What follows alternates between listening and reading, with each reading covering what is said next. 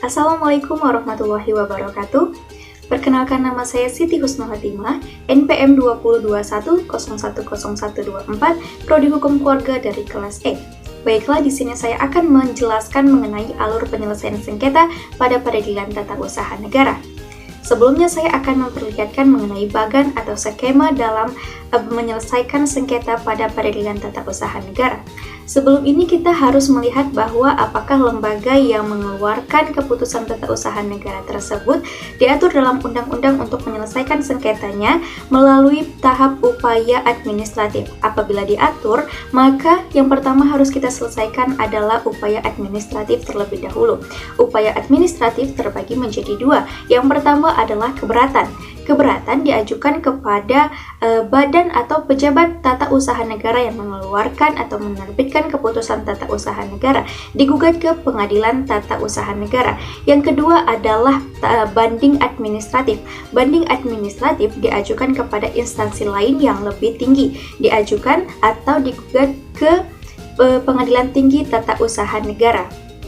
Tetapi apabila lembaga yang mengeluarkan keputusan tata usaha negara tersebut tidak diatur dalam undang-undang untuk menyelesaikan tahap administratif, maka bisa langsung gugatan tersebut diajukan ke pengadilan tata usaha negara. Gugatan yang telah dibuat, gugatan secara tertulis yang telah dibuat dapat diajukan ke pengadilan tata usaha negara, kemudian diserahkan ke pihak kepanitraan. Setelah itu panitra muda akan memeriksa berkas tersebut, berkas gugatan beserta persyaratannya tersebut. Apabila surat tersebut belum lengkap, maka akan dikembalikan ke pihak penggugat yang kemudian dilampirkan daftar periksa untuk penggugat melengkapinya. Tetapi apabila surat gugatan tersebut sudah lengkap, maka akan diterima dan penggugat membayar panjar biaya perkara. Setelah itu, penggugat akan mendapat salinan dari gugatannya tersebut yang sudah ditandatangani oleh pihak panitra.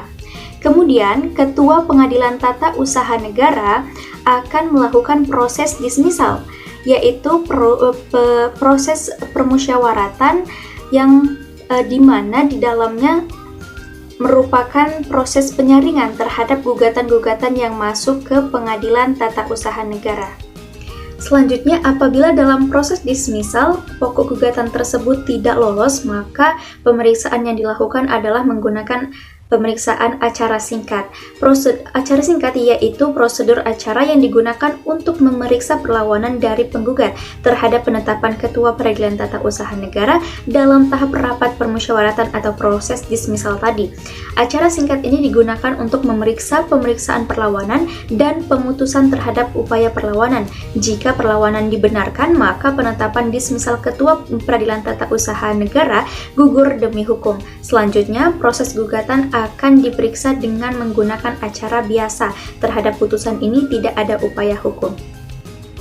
Namun berbeda apabila pokok sengketa tersebut lolos dari proses dismisal, maka yang terjadi adalah melalui dua tahap pemeriksaan. Yang pertama yaitu dapat melalui acara cepat atau melalui acara biasa.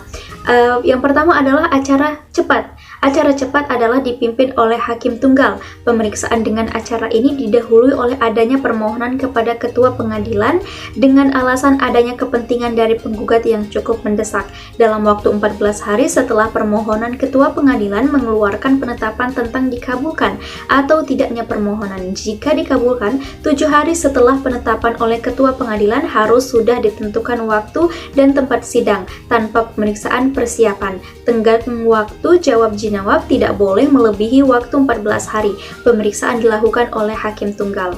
Namun jika acara cepat tersebut ditolak oleh ketua pengadilan tata usaha negara, maka pemeriksaan tersebut melalui acara biasa. Pemeriksaan dengan acara biasa diatur melalui pasal 68. Jangka waktu pemeriksaan tidak boleh melebihi waktu 6 bulan sejak registrasi perkara. Pemeriksaan dilakukan oleh majelis hakim. Pemeriksaan diawali dengan adanya pemeriksaan persiapan. Jangka waktu pemanggilan dengan pemeriksaan tidak boleh kurang dari 6 hari. Kemudian tahap selanjutnya adalah pemeriksaan persiapan. Pemeriksaan persiapan dilakukan oleh majelis hakim untuk melengkapi gugatan yang kurang jelas. Jika permohonan acara cepat tadi dikabulkan, maka tahap ini tidak ada.